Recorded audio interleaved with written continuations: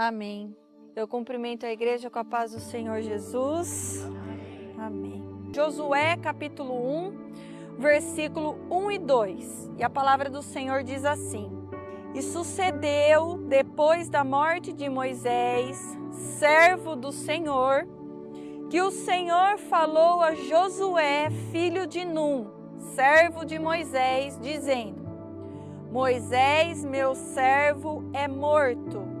Levanta-te, pois, agora, passa este Jordão, tu e todo este povo, a terra que eu dou aos filhos de Israel. Quando nós olhamos para esse texto, nós vamos ver que logo depois do povo sair do Egito, liderado por Moisés, a caminho da terra prometida, Nova Canaã, eles ficam 40 anos no deserto peregrinando. Moisés morre, Josué assume a liderança dessa peregrinação e junto com essa liderança, Josué assume a responsabilidade de continuar conduzindo o povo para a terra que emana leite e mel. E não diferente daquele povo, nós também estamos peregrinando rumo a uma terra prometida. O Senhor diz na sua palavra que nós somos peregrinos e forasteiros, porque o nosso mundo, o nosso reino não é aqui. Nós fazemos parte de um reino celestial. E a terra que está reservada para nós é a Nova Jerusalém, a Jerusalém celestial. Só que para a gente poder tomar posse dessa terra, tomar posse da nossa salvação, é necessário que, assim como esse povo, nós atravessemos o Jordão que está diante de nós, para podermos chegar na outra margem. Então o povo está no deserto, acampado, sossegado. Deus de repente vira para Josué e Deus dá uma ordem para Josué. Deus fala assim: Josué, levanta e passa esse Jordão. Mas para poder atravessar o Jordão, algumas coisas foram necessárias que o povo fizesse. Josué capítulo 3, do verso 1 ao 5, vai dizer assim: Levantou-se, pois, Josué de madrugada e partiram de Sitim, ele e todos os filhos de Israel, e vieram até o Jordão e pousaram ali, antes que passasse. E sucedeu ao fim de 3 dias que os oficiais passaram pelo meio do arraial e ordenaram ao povo, dizendo: Quando virdes a arca da aliança do Senhor vosso Deus, e que os sacerdotes levitas a levam, partireis vós também do vosso lugar e a seguireis. Haja, contudo, entre vós e ela uma distância de 2.000 côvados, e não vos chegueis a ela, para que saibais o caminho pelo qual haveis de ir, porquanto por este caminho nunca passastes antes. Disse Josué também ao povo: santificai-vos, porque amanhã fará o Senhor maravilha no meio de vós. Então nós vemos um povo acampado numa determinada região do deserto, chamada Sitim, vivendo as suas vidas normalmente de maneira cômoda. A palavra não diz, mas talvez eles permaneceram um longo tempo acampados ali naquela região. E quando o Senhor vira para Josué e fala assim: levanta, Ele está chamando Josué e chamando o povo a sofrerem um despertamento, porque o povo se encontrava acomodado. E o livro de Romanos, capítulo 13, o versículo 11 e 12, vai dizer assim: e isto digo, conhecendo o tempo, que já é hora de despertarmos do sono, porque a nossa salvação está agora mais perto de nós do que quando aceitamos a fé.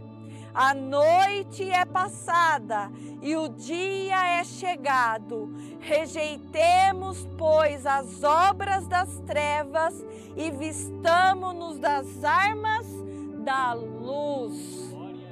Nessa noite, o Senhor está despertando a sua igreja. O Senhor está convocando a sua igreja a levantar acampamento e começar a marchar em rumo à terra prometida, em rumo à promessa que Ele entregou para cada um de nós. Josué recebe a ordem do Senhor. Imediatamente, ele se põe de pé, levanta acampamento e o povo começa a marchar em direção à terra prometida. Só que marchar em direção à terra prometida não deve ser uma caminhada feita de qualquer maneira. Nós não devemos caminhar da maneira que nós achamos que devemos. Não. Porque existia uma orientação que aquele povo precisava seguir para que eles chegassem do outro lado da margem. Senão, eles nunca tomariam posse da terra que Deus prometeu a eles.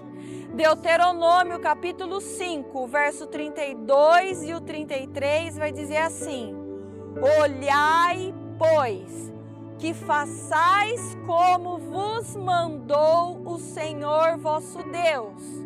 Não vos desviareis nem para a direita e nem para a esquerda. Andareis em todo o caminho que vos manda o Senhor vosso Deus, para que vivais e bem vos suceda, e prolongueis os dias na terra que haveis de possuir. Qual é a instrução que o Senhor deixou para cada um de nós, para que nós usássemos como base para a nossa caminhada? É a sua palavra. Não devemos caminhar à nossa maneira, devemos nos esforçar para caminhar da maneira que o Senhor nos deixou escrito.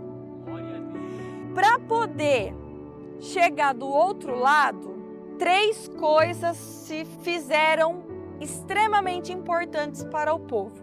A primeira delas, o povo tinha que seguir a arca da aliança. Porque o texto que nós lemos, a palavra diz que os sacerdotes iam com a arca adiante, na frente. E o povo deveria manter uma distância da arca de 2.000 côvados, o que dá aproximadamente 900 metros. Por que o povo tinha que manter essa distância? Para que todo mundo enxergasse aonde é que a arca estava caminhando. Porque nesse tempo, a coluna de nuvem e a coluna de fogo já não caminhava mais com o povo. Quem ia diante deles era a arca da aliança, mostrando o caminho que eles tinham que seguir. Mas o que essa arca da aliança, ela simbolizava? O que era essa arca da aliança? A arca da aliança, ela era uma caixa de madeira revestida de ouro por dentro e por fora. E dentro da arca continha 3 objetos, símbolos da aliança do Senhor com o seu povo. Que era as tábuas dos 10 mandamentos, um pote de ouro que continha uma porção do maná que Deus mandava no deserto para sustentar o povo durante a caminhada, e continha a vara de Arão que floresceu, que foi o símbolo do sacerdote escolhido e de um juízo que o Senhor mandou contra um povo que se rebelou contra o escolhido do Senhor.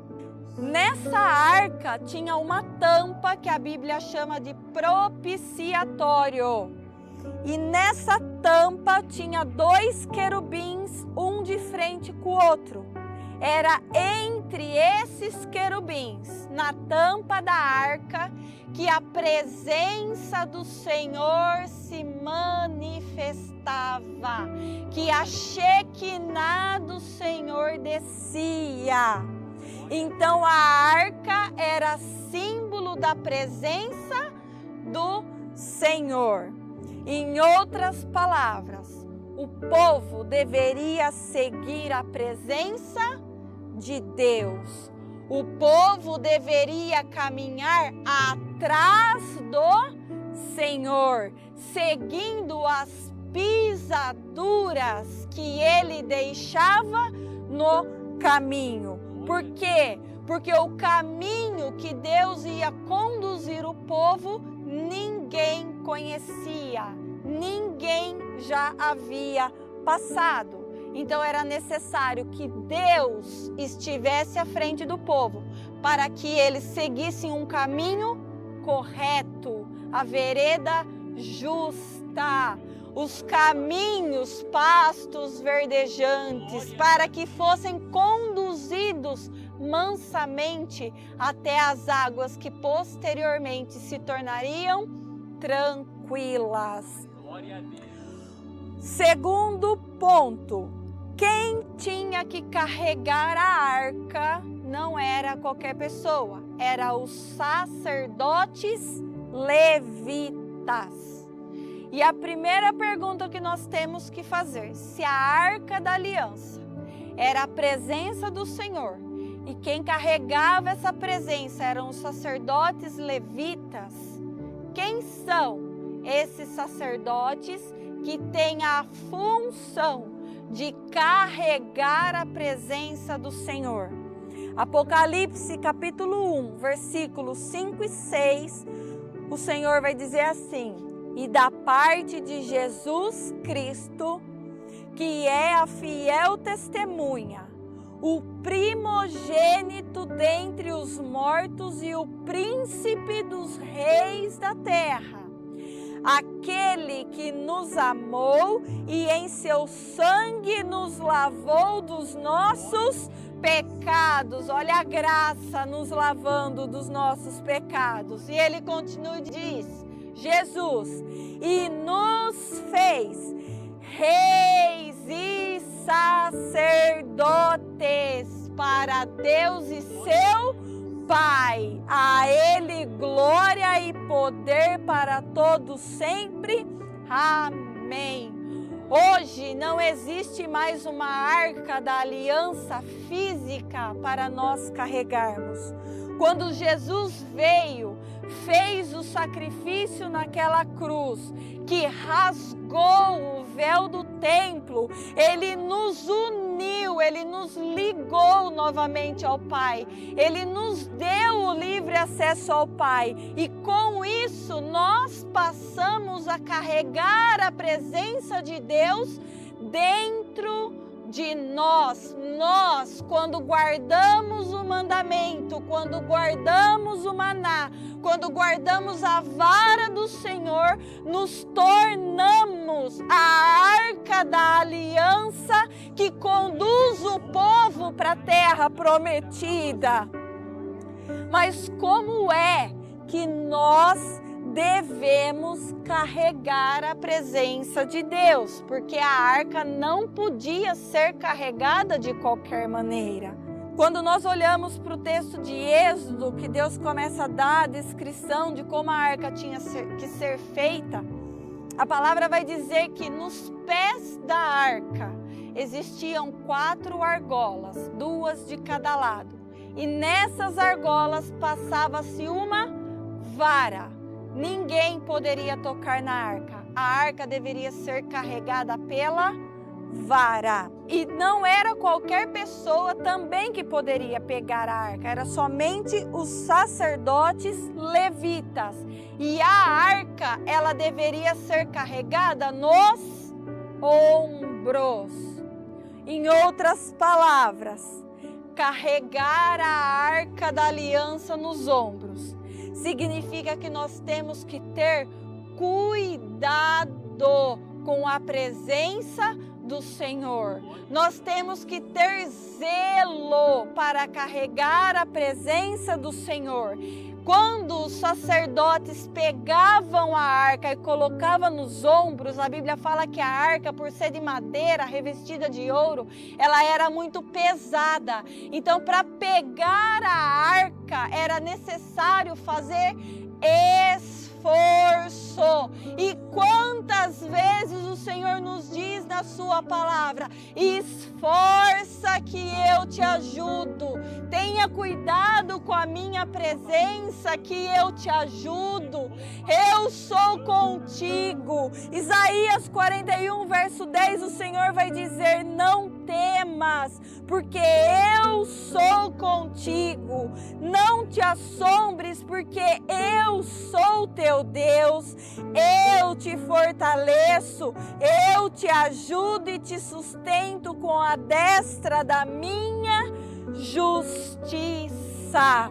Glória a Deus. Cada um de nós somos os levitas que deve carregar a presença do Senhor nos dias de hoje. Carregar a presença do Senhor no meio dos povos. E a pergunta que nós temos que nos fazer é: como é que nós temos carregado a presença de Deus?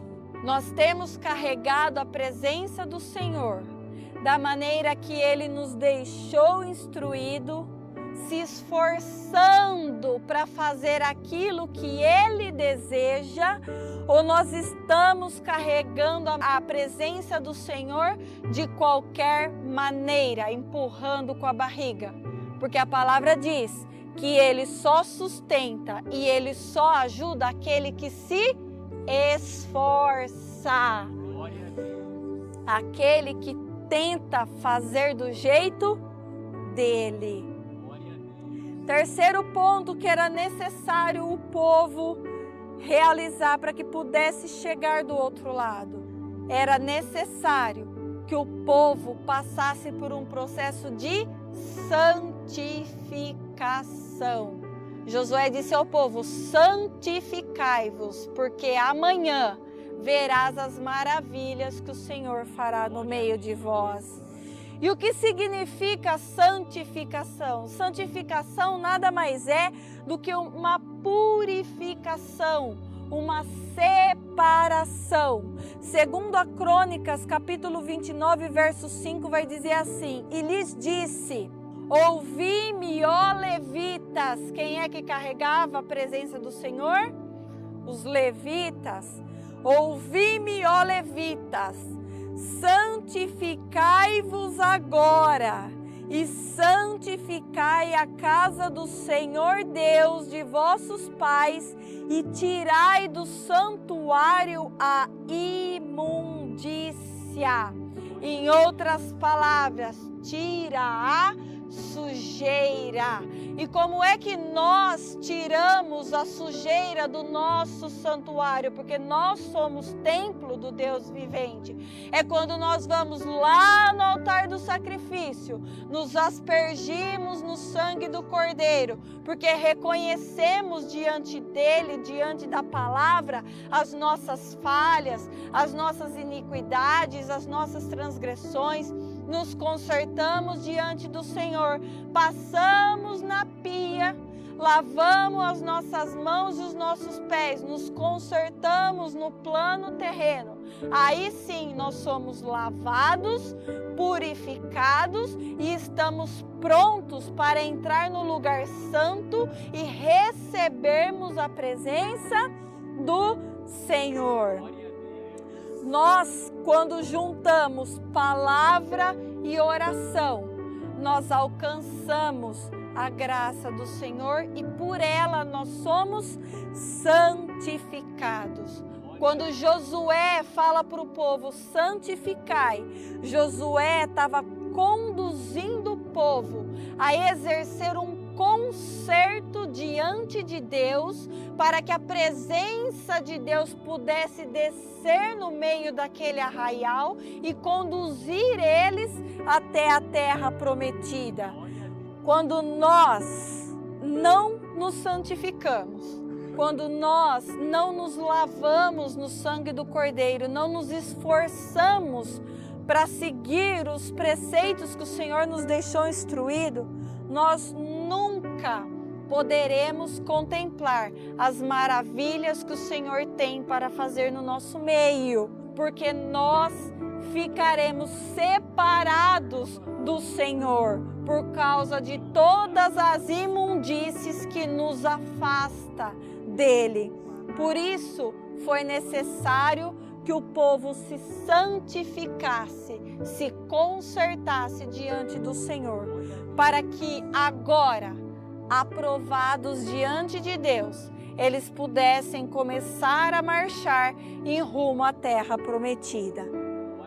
Então o povo se prepara, o povo se santifica, levanta acampamento e começa rumo à terra prometida. Josué capítulo 3, o versículo 15 e 16 vai dizer assim: E quando os que levavam a arca chegaram ao Jordão e os seus pés se molharam na beira das águas, abre parênteses, porque o Jordão transbordava sobre todas as suas ribanceiras todos os dias da ceifa. Pararam-se as águas que vinham de cima, levantaram-se num montão muito longe da cidade de Adã, que está ao lado de Zaretã, e as que desciam ao mar das Campinas, que é o mar salgado, foram de todo separadas. Então o povo passou em frente de Jericó. Vamos imaginar a cena. Os sacerdotes estão caminhando lá na frente com a arca do Senhor nos ombros. O rio Jordão, ele é um rio que ele nasce lá no Monte Hermon e ele termina no Mar Morto, que é um mar salgado. Então, quando o sacerdote, com a presença do Senhor, com a Arca da Aliança, toca os pés nas águas, como a nascente do Jordão é uma nascente alta, o Jordão ele é o único rio que está abaixo do nível do mar. Então, ele é um rio de descida. As águas que estão descendo do Hermon, sentido Mar Morto, quando o sacerdote chega e toca com os pés na água, elas param de descer. E as águas daquele ponto onde o sacerdote estava para baixo escoa. Então forma uma parede de um lado do rio, porque a água para de fluir. E a água que vai descendo começa a amontoar, e aquela parede vai erguendo, e o povo começa a passar. Só que, para poder atravessar o Jordão, algumas coisas também são necessárias. Primeira coisa que nós temos que analisar é que existia duas margens, certo? Todo rio é composto por duas margens. Nesse caso em específico do Jordão, numa margem estava a promessa do Senhor.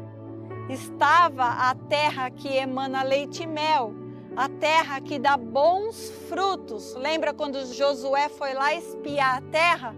Ele trouxe o quê? Um cacho de uva que tinha que ser carregado por quantas pessoas?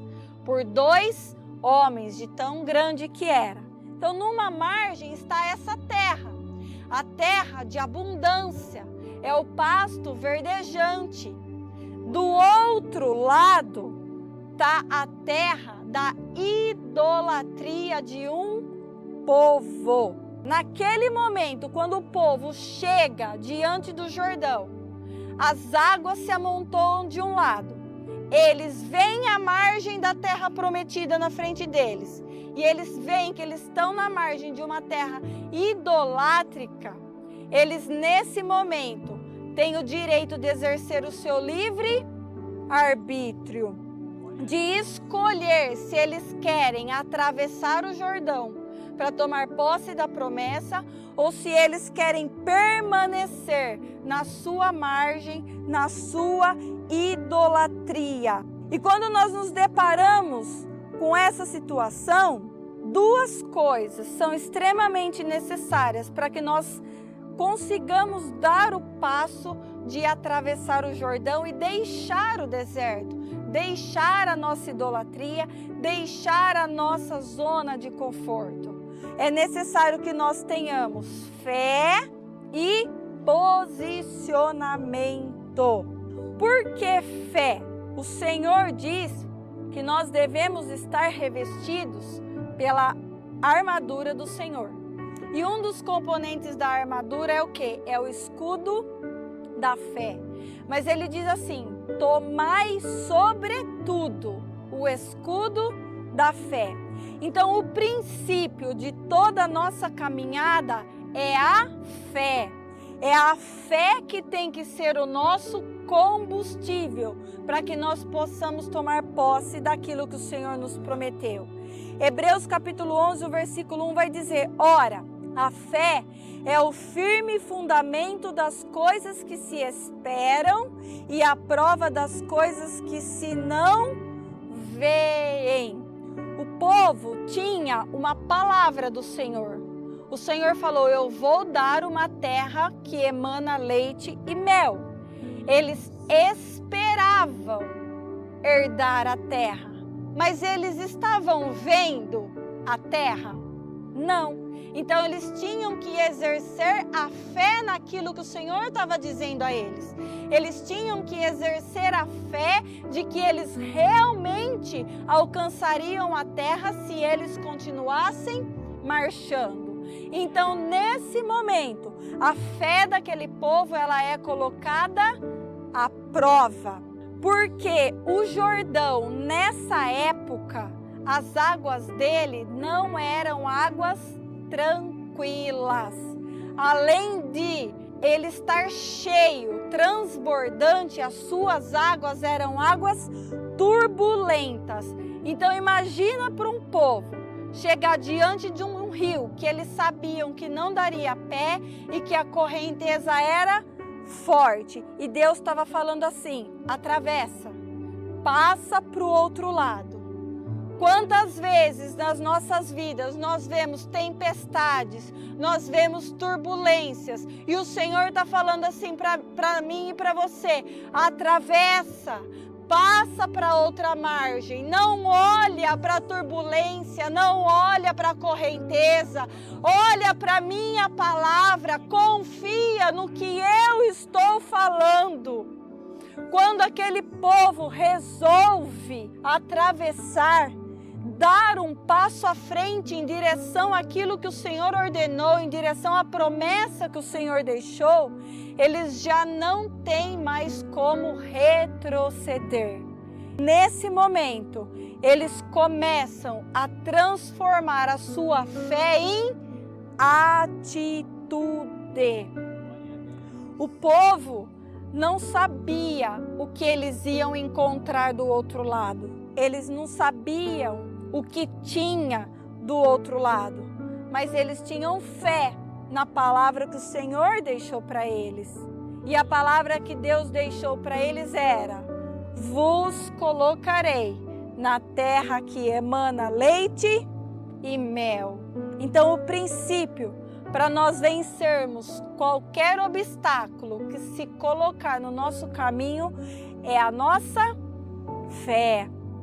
Hebreus 11, o versículo 33 e 34 vai dizer assim: os quais pela fé venceram reinos, praticaram a justiça, alcançaram promessas, fecharam as bocas dos leões, apagaram a força do fogo, escaparam do fio da espada, da fraqueza tiraram forças, na batalha se esforçaram, puseram em fuga os exércitos dos estranhos.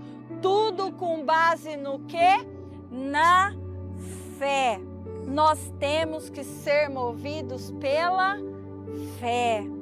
O segundo passo daquele povo, eles tiveram que se posicionar. Quando Moisés era vivo e Deus deu a promessa para ele, Moisés enviou 12 espias até a terra de Canaã para verem o que é que tinha lá.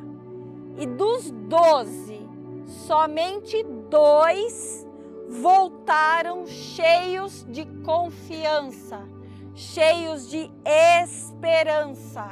Dos 12, somente 2 olharam para as maravilhas que tinha na terra, ao invés de olhar para os gigantes. Com isso, com essa visão de Josué e Caleb em olhar para a promessa, ao invés de olhar para a dificuldade, porque se Deus diz esforça que eu te ajudo, nós não devemos manter os nossos olhos nas dificuldades, nós devemos nos preocupar apenas em marchar, em perseverar, porque a peleja nesse momento não será mais nossa.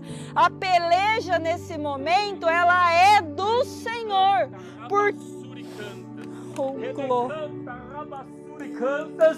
Eis que vos digo, aquietai-vos e sabeis que eu sou Deus. Sudecaia andecom manai decantas. Digo-vos que marchem, marchem, sudecaia andecom manai decantas, porque verão as águas abrindo diante de vós, porque tomarão posse da terra que vos tenho prometido, porque destituirei diante dos vossos olhos, sudecaia andecom manai decantas, a fúria de Faraó e de todo o teu exército, sudecaia andecom manai decantas.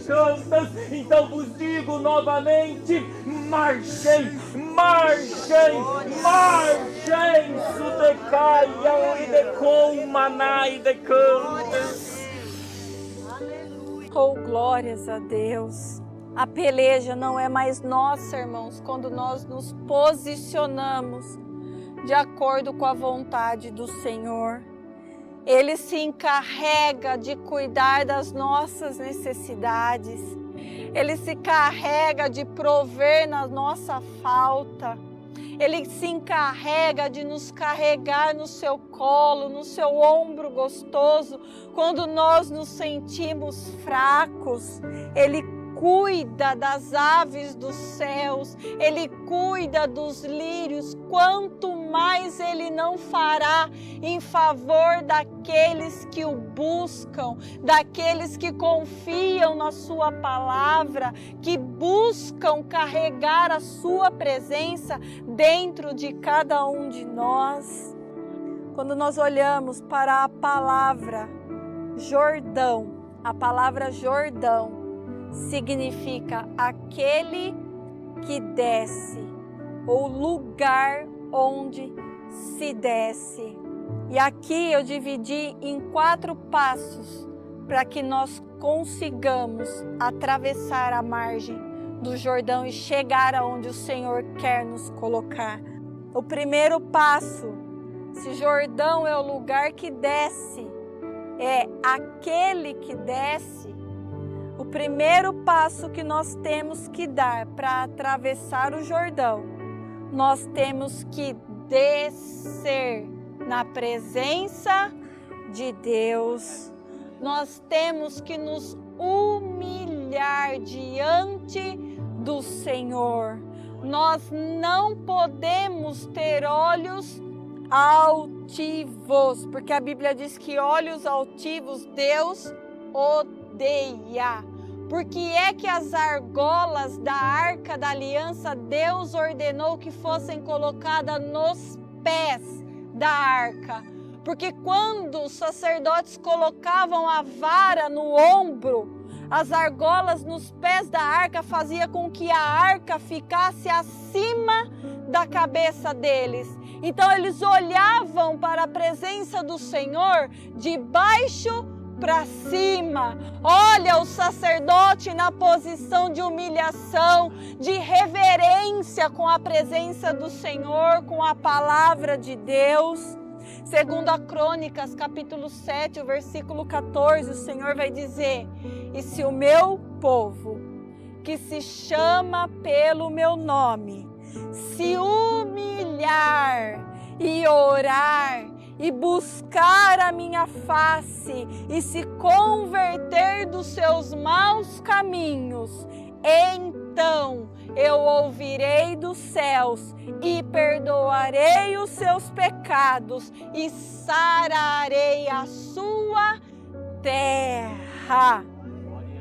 Nós precisamos reconhecer e fazer do Senhor o Senhor das nossas vidas, senão nós não chegaremos do outro lado da margem. Nós precisamos nos entregar ao Senhor de todo o coração, de toda a nossa alma, de todo o nosso entendimento, com todas as nossas forças, que é o primeiro mandamento, amando a Deus sobre todas as coisas. Se nós não nos humilharmos diante do Senhor, se nós não nos convertermos verdadeiramente dos nossos maus caminhos, o Senhor nunca irá sarar a nossa terra e nós nunca tomaremos posse daquilo que Ele tem reservado para cada um de nós. O segundo passo para atravessarmos o Jordão: nós não podemos parar de marchar. Quando nós olhamos para a palavra de Deus, quando Moisés estava encurralado com o povo diante do Mar Vermelho, em Pi-Hairote, Deus ele deixou uma demonstração muito clara de que Ele opera nas nossas vidas mediante a impossibilidade. Por que é que o Senhor opera diante da impossibilidade? Para que o nome dEle seja glorificado. Para que nós não nos gloriemos de nada, mas tenhamos o claro conhecimento e reconhecimento de que tudo vem das mãos do Senhor. Deus, em determinado momento, vira para o povo e fala assim: volta. O povo estava marchando para frente. Ele vira para o povo e fala: volta e acampa em Pi-Hairote, entre Migdol e Baal-Zefon, de frente com o Mar Vermelho. Migdol era uma região de montanhas, não tinha como o povo passar. Baal-Zefon era uma terra de canibais. Se eles entrassem ali, eles seriam consumidos por aqueles homens. Diante deles tinha um mar, e atrás deles vinha Faraó com seu exército furioso. Nesse momento, o povo entra em desespero e vai lançar as suas aflições em cima de Moisés. E Moisés vai orar ao Senhor, buscar a direção. Êxodo capítulo 14, verso 15 e 16. O Senhor diz assim a Moisés: por que clamas a mim? Dize aos filhos de Israel que marchem. E tu levanta a tua vara e estende a tua mão sobre o mar e fende-o, para que os filhos de Israel passem pelo meio do mar em seco. O que o Senhor está nos dizendo? que existem momentos nas nossas vidas que não adianta apenas clamar, não adianta apenas orar, nós temos que marchar, colocar a nossa fé em ação. Nós temos a palavra do Senhor, nós temos que exercer a nossa fé, pôr ela em prática para o Senhor poder agir nas nossas vidas. Quando nós exercemos a nossa fé diante da impossibilidade, aí o Senhor vem e opera a sua maravilha no nosso meio e manda o escape e manda a provisão e nos ajuda a passar para o outro lado da margem. O povo continua marchando. Os pés dos sacerdotes, quando tocam na água, faz com que o fluxo da água seja interrompido. As águas se amontoam de um lado e o restante das águas elas se escoam, permitindo que então o povo passe em terra seca. O terceiro passo que nós precisamos dar para atravessar o Jordão, nós precisamos nascer de novo. Quando nós olhamos para o Jordão, nós vemos que foi no Rio Jordão que João Batista batizava. Foi no Rio Jordão que o Senhor Jesus foi batizado. E Jesus disse, lá em João capítulo 3, versículo 5, na verdade te digo, que aquele que não nascer da água e do Espírito não pode entrar no reino de Deus. O reino de Deus é a terra que está prometida a cada um de nós. Mas para que nós possamos alcançar esse reino, nós precisamos nascer de novo. Nós precisamos nascer das águas. Em outras palavras, nós temos que ter a nossa mente transformada pela palavra de Deus. O Senhor Jesus não diz que Ele é a fonte das águas? Então as águas também são a simbologia da palavra do Senhor. 2 Coríntios, capítulo 5, versículo 17 diz: assim que, se alguém está em Cristo, nova criatura é. As coisas velhas já passaram. Eis que tudo se fez novo. E quando nós olhamos para a parada de água do Jordão, as águas que continuaram escoando eram as águas velhas que estavam passando. E qual era o destino daquelas águas? Era o mar morto. As águas, as coisas velhas se passaram e o que ficou amontoado ali eram as águas novas que assim que eles atravessassem começariam a fluir novamente naquele lugar. As águas velhas, a velha criatura, a velha mente, a mente que não é moldada pela palavra do Senhor, ela nunca vai nos conduzir para a vida eterna. Ela vai nos levar para o mar morto, para um lugar de morte, para a cova, lugar de iniquidade, e não vai nos trazer vida. E Jesus disse que Ele veio para nos dar a vida e a vida em abundância. Mas para isso nós precisamos moldar a nossa mente segundo a sua palavra. Quarto passo para nós atravessarmos o Jordão: nós não podemos cochear em dois pensamentos e devemos fazer uma escolha. Se nós olharmos o capítulo 4 de Josué, logo depois o Senhor ele vai dar uma instrução para Josué. Ele vai falar assim, que quando aquele povo chegar no meio do Rio Jordão, cada representante de cada tribo, 12 homens, cada um representando uma tribo, deverá pegar uma pedra para edificação de um altar. mas ele pede que seja edificado um altar na margem da terra prometida, e ele pede que seja edificado um altar no meio do Rio Jordão, aonde ficou o sacerdote segurando a arca do Senhor. E quando nós olhamos para a edificação de um altar de pedra, nós lembramos da batalha de Elias sobre o Monte Carmelo. Naquele momento, Elias guerreava contra os profetas de Baal. E 1 Reis, capítulo 18, versículo 21, Elias vai dizer assim para o povo: até quando cocheareis entre dois pensamentos? Quando Josué atravessa o Jordão, Deus ele ordena então que seja edificado esse altar.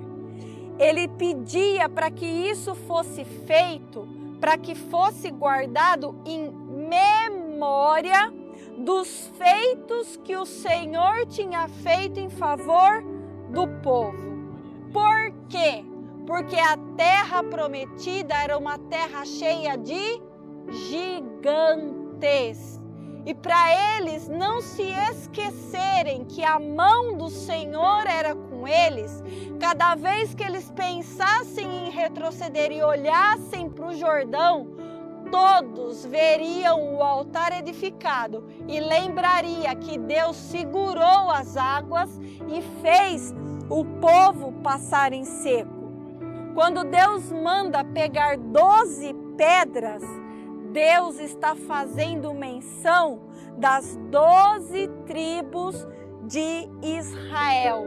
E quem era as 12 tribos de Israel?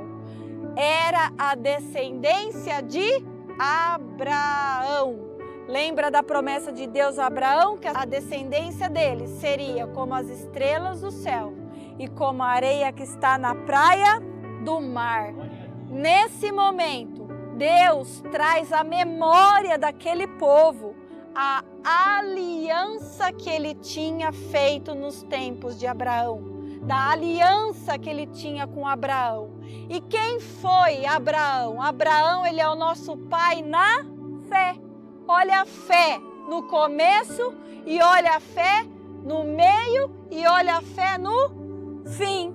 Em outras palavras, toda a nossa travessia, ela tem que ser movida pela fé.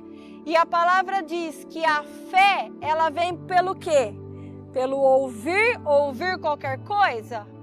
Ouvir a palavra de Deus. E a Bíblia também nos diz que sem fé é impossível agradar a Deus. Por isso que lá em Oséias, capítulo 6, o versículo 3, o Senhor diz assim: então conheçamos e prossigamos em conhecer ao Senhor. Quando é que nós conhecemos ao Senhor? Quando nós obedecemos e começamos a atravessar o Jordão. Porque o Senhor deu a ordem, falou para eles: marcha, atravessa, passa para outra margem. Conheceu a voz de Deus, começaram a marchar.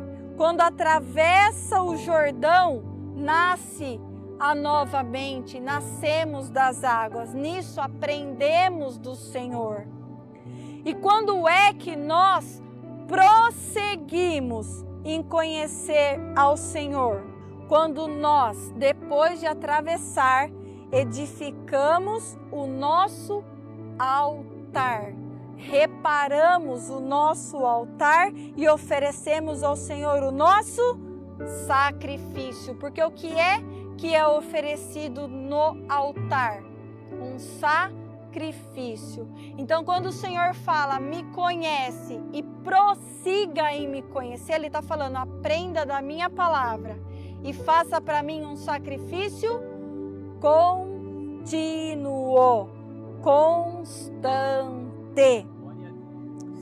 Em João, capítulo 14, o o versículo 26.